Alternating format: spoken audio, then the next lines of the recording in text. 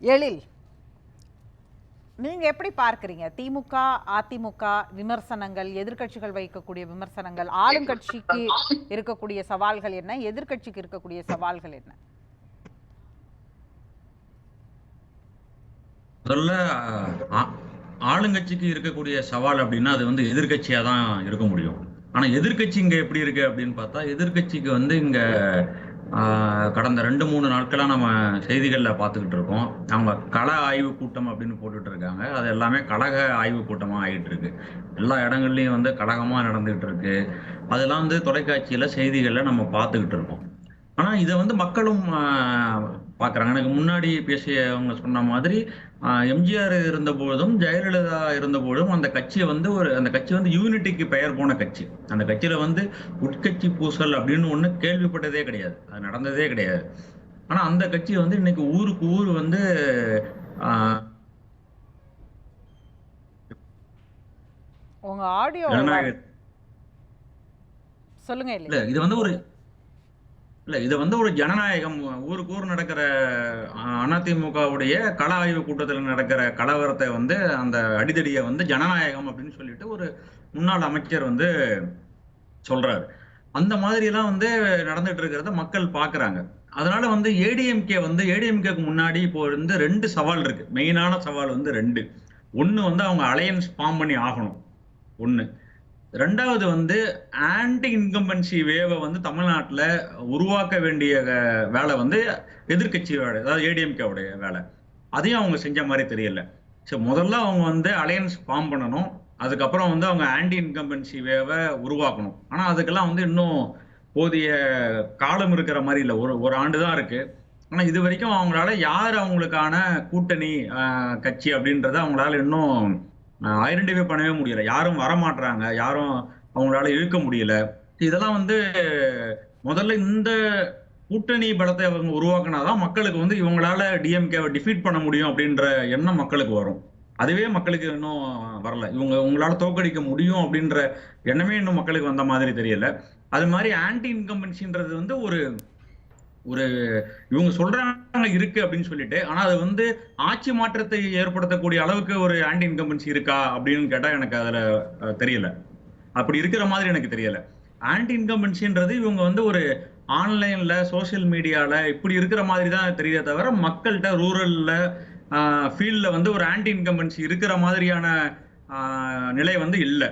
அதை வந்து இவங்க ஏற்படுத்தவும் இல்லை. இவங்க என்ன பண்ணிட்டு இருக்காங்க அப்படின்னா, இவங்க இவங்க சொல்றதுதான் மக்களுக்கான அரசியல் அப்படின்ற மாதிரி இவங்களுடைய புரிதல் இருக்கு. திடீர்னு வந்து ஒரே குடும்பத்துல இருந்து எப்படி துணை முதலமைச்சர் வரலாம் அப்படின்னு ஒரு அரசியல் வைக்கிறாங்க. அது எவ்வளவு காலமா தமிழ்நாட்டுல அல்லது இந்திய அரசியல்ல நம்ம பேசி கேட்ட தலைப்பு அது. அந்த விஷயம் நேரு காலத்துல இருந்து நம்ம அதை கேட்டுட்டு இருக்கோம். அதுக்கப்புறம் வந்து தமிழ்நாட்டுல எவ்வளவு காலமா கேட்டுட்டு இருக்கோம். அதையே வச்சுக்கிட்டு இருக்காங்க. வந்து வாரிசு வந்து ஒரே குடும்பத்துல இருந்து வராங்க, அது எப்படி ஏத்துக்க முடியும் அப்படின்றத இன்னமும் பேசிக்கிட்டு இருக்காங்க. 50, 60, 70 ஆண்டு காலமா இதையே பாயிண்ட் தான் பேசிட்டு இருக்காங்க. மக்கள் வந்து பல முறை அதை ரிஜெக்ட் பண்ணியிருக்காங்க. ஆனா இவங்க அதை வந்து புரிஞ்சுக்கவே மாட்டாங்க. அதே தான் இவங்க மெயின் பாயிண்டா பேசிட்டு இருக்காங்க. அது மாதிரி வந்து இவங்க இப்போ 2 நாளைக்கு முன்னாடி வைக்கக்கூடிய விமர்சனங்கள் அப்ப களத்துல வந்து பொருள்படவே இல்ல அப்படின்னு பார்க்கறீங்களா? இல்ல எது சரியான வாதமா இருக்கு, எந்த இடத்துல நீங்க இத சொல்றது அதீத விமர்சனங்கிறீங்க. அப்ப சரியாக வைக்கக்கூடிய விமர்சனங்கள் என்னவா பார்க்கறீங்க? இல்லங்க, இவங்க முதன்மையா வைக்கிற குற்றச்சாட்டு என்ன வைக்கிறாங்கன்னா, இந்த குடும்பத்தில இருந்து துணை முதலமைச்சர் வந்திருக்காரு, நான் வந்து கிளை செயலாளரா இருந்து கட்சியோடைய பொதுச் செயலாளரா வந்திருக்கேன் அப்படின்றதான் இவர் எல்லா கூட்டத்திலையும் பேசுறாரு. எடப்பாடி பழனிசாமி எல்லா நிகழ்ச்சியிலையும் அதான் பேசுறாரு. இப்ப பேசினவங்க கூட அதுதான் பேசுறாங்க. அது வந்து எவ்வளவு நாளா தமிழ்நாட்டுல இல்ல இந்திய அரசியல்ல இருந்துட்டு இருக்கிறதுன்னே அவங்களுக்கு புரிய மாட்டேங்குது. எவ்வளவு நாளா நம்ம அதை கேட்டுட்டு இருக்கோம். அதையே திருப்பி திருப்பி ரிப்பீட் பண்றாங்க. இப்போ 2 நாளைக்கு முன்னாடி வந்து அவங்க ஒரு அரசியல் நிகழ்வு எதற்காக நடத்தினாங்கன்னு தெரியலையே. ஜானகி அம்மையாருக்கு வந்து ஒரு 100ஆண்டு விழா அதிமுக சார்பில் நடத்தினாங்க. அது என்ன பர்பஸ் சர்வ் பண்ணுது? அதாவது எக்ஸாமுக்கு ப்ரிப்பேர் பண்ணும்போது எக்ஸாமுக்கு ப்ரிப்பேர் பண்ற வேலையை தான் பார்த்துட்டு இருக்கணும். என்னென்ன கொஸ்டின், இம்பார்ட்டன்ட் கொஸ்டின், என்னென்ன போர்ஷன் படிக்கணும், அதை தான். அதை விட்டுட்டு சும்மா ஏதாவது ஒண்ணு பண்ணிட்டு இருந்தா அது எப்படி அது அப்படி அவங்க எக்ஸாம்ல கட்சியுடைய ஒரு லீடரை அவங்க செலிப்ரேட் பண்ணுவாங்க, பழைய தொண்டர்களை அது உற்சாகப்படுத்துவாங்க, அது எல்லாமே அதோட கனெக்டிவிட்டி தானே எழில். இல்லைங்க. ஜானகி அம்மையாரை வந்து நாங்க உற்சாகப்படுத்தணும், எனக்கு அதெல்லாம் வந்து இவங்களுக்கு அதுல என்ன ரிசல்ட், அவுட்கம் என்ன கிடைக்க போகுது? அவங்க வந்து லாயலா, அவங்க அந்த அம்மாவுக்கு லாயலா இருந்ததுனால இவங்க அதை கொண்டாடுறாங்களா? மக்களுக்கு எல்லாருக்கும் தெரியும்ல, இது என்ன ஒரு பெரிய ரொம்ப காலத்துக்கு முன்னாடி நடந்த அரசியல் நகர்வு, நூற்றாண்டுக்கு முன்னாடி நடந்ததா? எல்லாருக்கும் தெரியும் என்ன நடந்துச்சு அப்படின்றது. அவங்க கொண்டாடுறாங்க. சரி, இது வரைக்கும் அவங்க என்னைக்காவது பேசியிருக்காங்களா? நான் எனக்கு தெரிஞ்ச அரசியல் 20-25 வருஷத்துல இவங்க என்னைக்காவது அந்த பெயரை உச்சரிச்சிருக்காங்களா? அவங்க கட்சியோட தலைவர், முன்னாள் முதலமைச்சர் எல்லாம் ஓகே, அந்த பெயரை உச்சரிச்சிருக்காங்களா யாராவது? இவங்க அதாவது டைம் வேஸ்ட் பண்ணிட்டு இருக்காங்கன்னு தான் நான் சொல்றேன். ஜாலியா ஃபன் பண்ணிட்டு இருக்கிற மாதிரி இருக்கு அவங்க பண்றதை பார்த்தா. ஒரு சீரியஸான பாலிடிக்ஸ் எங்கேயாவது பண்றாங்களா? என்ன பண்ணிருக்கணும்ன்றீங்க? அப்ப ஆளும் கட்சி மீதாக இன்னும் கூர்மைப்படுத்தல விமர்சனங்களை என்ன அடிப்படையில் எனக்கு என்ன பண்ணுனா வந்து எடுபடும் அப்படின்ற ஐடியா எனக்கு தெரியாது. ஆனா அவங்க பண்றது வந்து இங்க எடுபடல அப்படின்றதுதான் என்னுடைய கருத்து. அவங்க வந்து மக்களுடைய ப்ராப்ளத்தை, மக்கள் என்ன மாதிரி விஷயங்களை வந்து ஃபேஸ் பண்ணிட்டு இருக்காங்க, அதை வந்து இவங்க ஐடென்டிஃபை பண்ணி அதை தானே இவங்க அட்ரஸ் பண்றது. இவங்க வந்து கவர்மெண்ட் எங்க ஃபெயில் ஆயிருக்கு அப்படின்றத இவங்க பேசணும். அதை பேசுற மாதிரி இவங்க தெரியல. இவங்க வேற திசையில பயணம் பண்ணிட்டு இருக்க மாதிரி தெரியுது. முதல்ல அலையன்ஸ் ஃபார்ம் பண்றதுக்கான இவங்களுடைய யாருகிட்ட பேசுறாங்க, என்ன பண்ணிட்டு இருக்காங்க, அதுவே நமக்கு தெரியல. ரெண்டாவது, இப்ப நீங்க சமீபத்துல வந்து வந்திருக்கக்கூடிய தேர்தல், மகாராஷ்டிரா தேர்தல், ஜார்க்கண்ட் தேர்தலுடைய ரிசல்ட் நமக்கு என்ன சொல்லுது?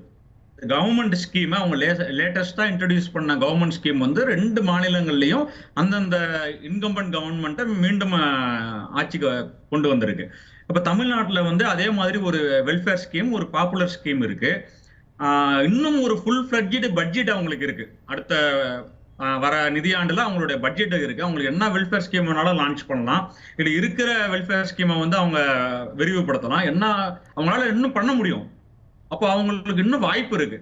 அவங்க வந்து ரொம்ப சேஃபர் சைட்ல இருக்கிறாங்க. எதிர்கட்சியா இருக்கக்கூடியவங்க என்ன சொல்றாங்க, இவங்க வந்து துணை முதலமைச்சர் ஆயிட்டாரு அப்படின்னு. அது வந்து மக்களுடைய ப்ராப்ளமா?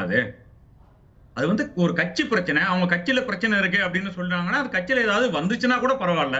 கட்சியில இருந்து யாராவது ஒருத்தவங்க வெளியே வந்து அதை பேசுறாங்க பாத்தீங்களா அப்படின்னு சொன்னா கூட பரவாயில்ல.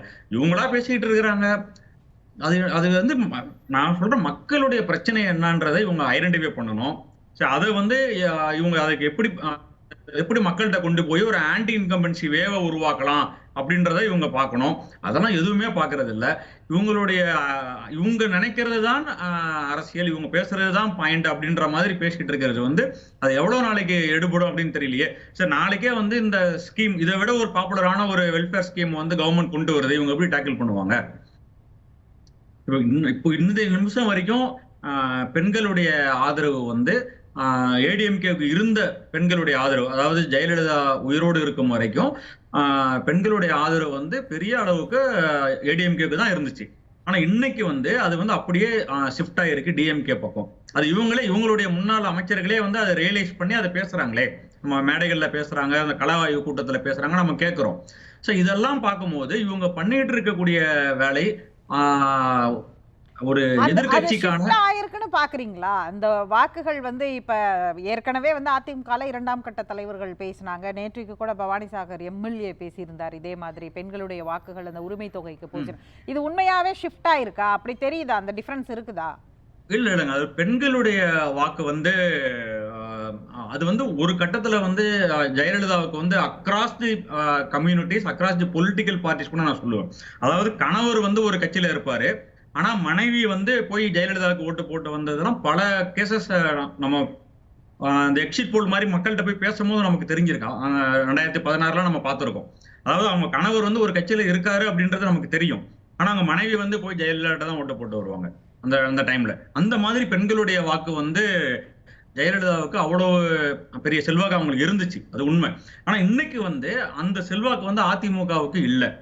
இல்லைன்னா அது ஆப்வியஸ்லி வந்து அது டிஎம்கே பக்கம் போயிருக்கு, ஸ்டாலின் பக்கம் போயிருக்கு. அது வந்து நீங்க சொன்ன மாதிரி ஒரு அந்த பார்ட்டி ஃபங்க்ஷனரி, ஏடிஎம்கே ஃபங்க்ஷனரியே ஒருத்தர் வந்து பேசியிருக்காரு இல்லைங்களா, ஒரு கள ஆய்வு கூட்டத்தில் பேசியிருக்காரு. அது வந்து யதார்த்தம். அது மாதிரி ஒரு ரூரல் பீப்புள், அவங்களுடைய நம்பிக்கை ஏற்கனவே வந்து மிடில் கிளாஸ் மக்கள் மேல வந்து மிடில் கிளாஸ் மக்களுடைய செல்வாக்கை வந்து டிஎம்கே தான் ஏற்கனவே அதை பெற்றுட்டு இருக்காங்க. ரொம்ப காலமா மிடில் கிளாஸ் மக்களுடைய வாக்கு வந்து டிஎம்கேக்கு தான் போயிட்டு இருக்கும், மெஜாரிட்டி ஆஃப் தி இவங்க மிடில் கிளாஸ். இன்னைக்கு வந்து அவங்களுடைய ரூரல் பீப்புள் வந்து ஜெயலலிதாவுக்கும் ஏடிஎம்கேக்கும் எம்ஜிஆருக்கும் தான் வாக்களிச்சிட்டு இருந்தாங்க பெரும்பான்மையான மக்கள். இன்னைக்கு அந்த வாக்கு வந்து டிஎம்கே பக்கம் போயிருக்கு. அதுவும் இவங்க ஏடிஎம்கே காரங்க ரியலைஸ் பண்ணிட்டு தான் இருக்காங்க. இதெல்லாம் நடந்துகிட்டு இருக்கு. அது மாதிரி வந்து மைனாரிட்டிஸ் ஓட்டு வந்து கன்சாலிடேட் பண்ணி அது வந்து டிஎம்கே தான் வச்சிருக்காங்க.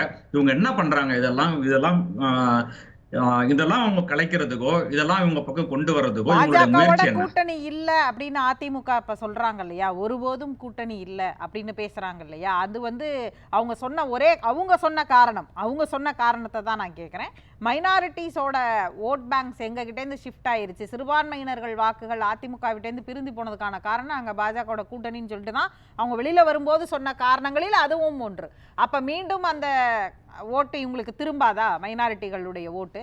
இல்ல அதாவது அதுல வந்து நம்ம ஒரு விஷயம் நான் ஒத்துக்கிறேன். அவங்க வந்து பிஜேபி விட்டு ஏடிஎம்கே வெளியே வந்த பிறகு அவங்களுக்கான வாக்கு சதவீதம் வந்து, அதாவது மைனாரிட்டிஸோடைய ஆதரவு வந்து ஒரு குறிப்பிட்ட அளவு வந்து அவங்களுக்கு கிடைச்சிருக்கு. அவங்க இழந்த வாக்கு, மைனாரிட்டிஸ் வாக்கு வந்து அவங்களுக்கு இந்த கடந்த தேர்தலில், நாடாளுமன்ற தேர்தலில் கூட அவங்களுக்கு வந்து பெற்றிருக்காங்க. ஆனா அது வந்து அவங்க முன்னாடி வந்து அவங்க பெரும்பான்மையான அளவுக்கு 50-50 கூட போகக்கூடிய அளவுக்கு கடந்த 10 ஆண்டுகள் இருந்துச்சு.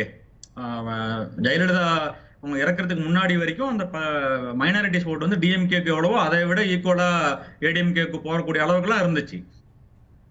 இன்னைக்கு வந்து பாஜக கூட ஏடிஎம்கே இருக்கும்பொழுது டிஎம்கே வந்து ஃபுல்லாவே அதை கன்சாலிடேட் பண்ணி வச்சிருந்தாங்க. ஏடிஎம்கே வந்து பாஜக கூட்டணியிலிருந்து வெளியே வந்த பிறகு ஒரு குறிப்பிட்ட சதவீதம் அவங்க இழந்த வாக்குகளை அவங்க மீண்டும் பெற்றிருக்காங்க. அது வந்து இல்லைன்னு மறுக்க முடியாது. நீங்க அதை எடுத்து பாத்தீங்கன்னா கூட தெரியும் புள்ளி விவரங்களை பெற்றிருக்காங்க. ஆனா இவங்க வந்து ரெண்டு பேரையும் கம்பேர் பண்ணி பார்த்தாங்கன்னா யார் வந்து பிஜேபி ஆன்டி பிஜேபி ஸ்டாண்ட்ல வந்து வலுவா இருக்காங்க அப்படின்னு பார்த்தா டெஃபினட்டா வந்து ஏடிஎம்கே விட டிஎம்கே தான் அப்படின்றத மைனாரிட்டிஸ் சொல்லுவாங்கல்ல. அதனால இவங்க வந்து எந்த ஒரு செக்ஷனையும் எந்த ஒரு குரூப்பையும் டார்கெட் பண்ணி இல்லைன்னா ஒர்க் ஆகக்கூடிய பாலிடிக்ஸை வந்து இவங்க பண்றாங்க அப்படின்னு என்னுடைய பார்வைக்கு படல. இன்னும் ஒரு ஆண்டு இருக்கு, மேபி அவங்க பிளான் வச்சிருக்கலாம், அவங்க ஸ்ட்ராட்டஜி இருக்கலாம், அவங்க இன்னும் ஒரு ஆண்டு இருக்கு அதை பின்னாடி செய்யலாம் அப்படின்னு கூட நினைக்கலாம். ஆனா இன்னைக்கு இருக்கிற நிலையில என்னுடைய கருத்து இதுதான். பேசலாம்.